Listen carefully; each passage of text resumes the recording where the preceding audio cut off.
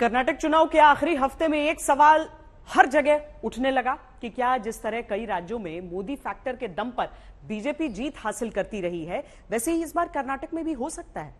इस सवाल का जवाब तलाशने की कोशिश इस रिपोर्ट में पहले करते हैं, फिर आगे आपको बताएंगे कि चुनाव के लिए बीजेपी ने क्या रणनीति अपनाई और कांग्रेस ने जीत की चाहत में क्या ब्लूप्रिंट आजमाया।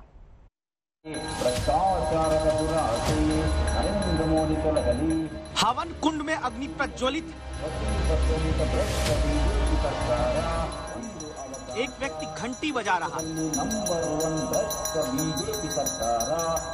दूसरा व्यक्ति पुजारी के रूप में हवन कुंड में आहुति देता। पीछे मंत्र के सुरों में बीजेपी को हराने की मनोकामना कांग्रेस की तरफ से गूंजती।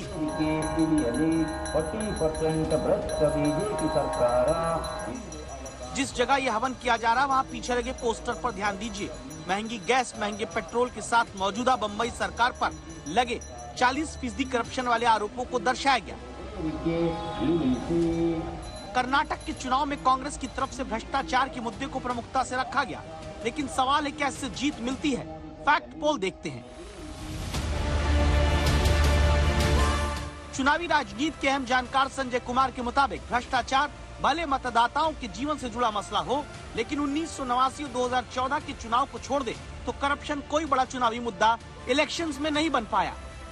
बीते कुछ समय में 13 में से 12 राज्यों में चुनावी सर्वेक्षण के दौरान लोगों ने ये तो माना कि भ्रष्टाचार का मुद्दा अहम है, लेकिन इन 13 में से 7 राज्यों में सत्तारूढ़ दल ही जीता।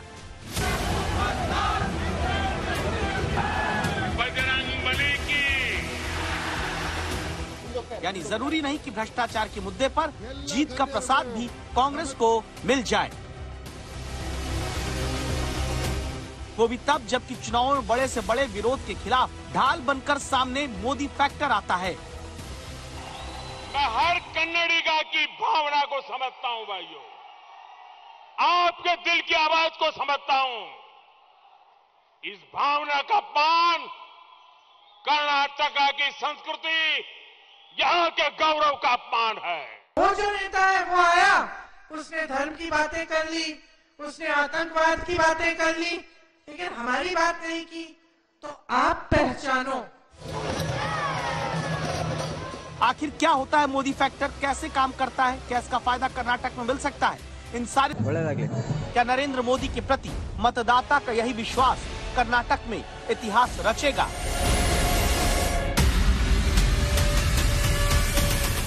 क्या होता है मोदी फैक्टर? मोदी फैक्टर यानी वो वोटर जो नरेंद्र मोदी के नाम पर पार्टी से जुड़ता है, वो वोटर जो नरेंद्र मोदी के चेहरे पर भरोसा करके वोट देता है।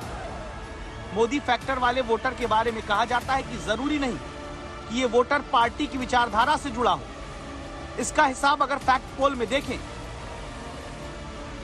तो 2013 के विधानसभा चुनाव में कर्नाटक में बीजेपी 20% वोट पाई, लेकिन ठीक एक साल बाद के 2014 के लोकसभा चुनाव में कर्नाटक में बीजेपी का वोट शेयर बढ़कर 43% के पार हुआ था। इसी तरह 2018 के विधानसभा चुनाव में बीजेपी का वोट का हिस्सा 36.22% रहता है, लेकिन ठीक एक साल बाद लोकसभा चुनाव के दौरान 2019 में कर्नाटक में बढ़कर बीजेपी को 51.72% वोट मिलता है। कर्नाटक में नरेंद्र मोदी के नाम पर वोट देने वाले यानी लोकसभा चुनाव में बढ़ जाते हैं। तो क्या इस बार लोकसभा चुनाव वाला वोटर नरेंद्र मोदी के नाम पर विधानसभा चुनाव में भी वोट देगा? 2018 के चुनाव में जब प्रधानमंत्री मोदी ने 150 से ज्यादा सीटों को कवर करते हुए चुनाव प्रचार कर्नाटक में किया था, तो 80 सीट बीजेपी उन जगहों पर जीती थी। इस बार प्रधानमंत्री नरेंद्र मोदी का प्रचार कितना व्यापक रहा और बीजेपी कांग्रेस की रणनीति क्या रही, ये जानने से पहले देखिए 5 साल में प्रचार के दौरान प्रधानमंत्री के भाषण में क्या बदलाव हुआ है। इसके लिए हमारी डेटा इंटेलिजेंस यूनिट ने 2018 और 2023 के प्रधानमंत्री नरेंद्र मोदी के 2 भाषणों को गहनता से सुना है, जिसमें पता चलता है कि इस बार कांग्रेस के बजरंग दल पर बैन वाले वादे की वजह से नरेंद्र मोदी ने भाषणों में बजरंग बली के नाम का जिक्र किया। 2018 के चुनाव में सर्जिकल स्ट्राइक, शहीद जवान, सेना जैसे शब्द प्रधानमंत्री के भाषण में ज्यादा थे। ऐसा इस बार नहीं हुआ। इस बार के चुनाव में डबल इंजन सरकार के साथ कर्नाटक को नंबर 1 बनाने वाली बात पर जोर रहा। 5 साल के भीतर हो रहे दोनों चुनावों में मुख्य विपक्षी पार्टी होने की वजह से भाषणों में कांग्रेस के खिलाफ वार में सबसे ज्यादा नाम आया। इस बार गांधी परिवार पर आरोप या निशाना साधते समय शाही परिवार शब्द का प्रयोग हुआ है। ज्यादातर भाषण में प्रधानमंत्री ने स्थानीय लोगों से अर्थव्यवस्था को मिलने वाले फायदे पर भी जोर दिया। अब 13 मई को सुबह तक बीजेपी कांग्रेस तो यही कहेंगे कि सरकार उनकी बन रही है, लेकिन फिलहाल जिस रणनीति के आधार पर ये कहते हैं, आप जानिए उसे।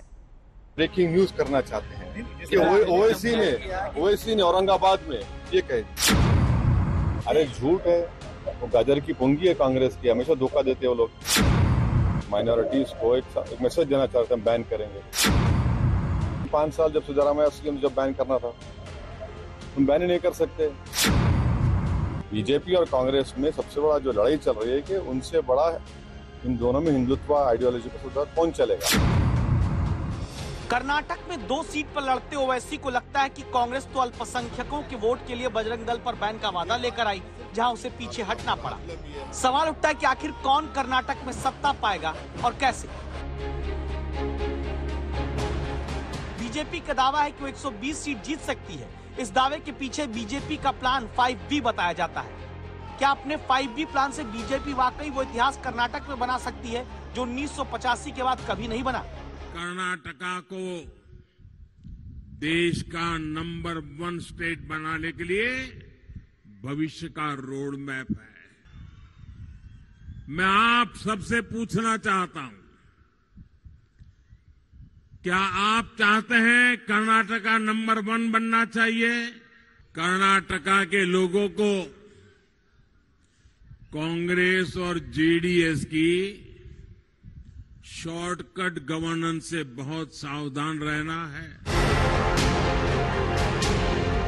5B यानी बेलगामी, बागलकोट, बीदर, बेल्लारी और ग्रेटर बेंगलुरु शहर, इन 5 जगहों पर 72 सीट आती है। 2018 में बीजेपी ने यहां पर 30 सीट ही जीती थी। इस बार बीजेपी ने यहां पर 45 से ज्यादा सीट जीतने का लक्ष्य रखा है। ग्रेटर बेंगलुरु में दावा है कि इसीलिए बीजेपी ने पीएम मोदी के 3 रोड शो कराए, जहां से 32 सीट को कवर किया जा सके। ग्रेटर बेंगलुरु की 32 में से 15 सीट पर ही बीजेपी पिछली बार जीत पाई थी। इस बार 22 सीट पर जीत का टारगेट बीजेपी ने सेट किया। चुनाव के नतीजे क्या रहेंगे ये तो 13 तारीख को पता चल जाएगा, लेकिन इतना जरूर है कि भारतीय जनता पार्टी इस आत्मविश्वास के साथ ये बात कह रही है कि एक बार फिर से कर्नाटक में भारतीय जनता पार्टी की सरकार बनेगी और वो सारे रिकॉर्ड टूट जाएंगे जिसमें ये कहा जाता है कि एक बार कांग्रेस की या भारतीय जनता पार्टी की सरकार बनती है।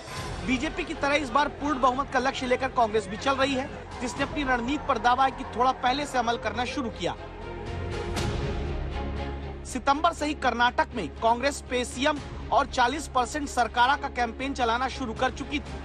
चुनाव से 3 महीने पहले ही प्रियंका गांधी और दूसरे बड़े नेता 5 गारंटी वाले वादे का ऐलान करके जनता तक पहुंचने लगे। लोकल वर्सेस बाहरी को मुद्दे को उठाने पर कांग्रेस ने जोर दिया। नंदिनी बनाम अमूल दूध का मुद्दा इसी के तहत उठाया गया। 20 दिन तक कांग्रेस के कई महासचिवों को कमजोर विधानसभा क्षेत्रों में ड्यूटी लगाकर रखा गया ताकि कमियों को पहचाना और दूर किया जा सके।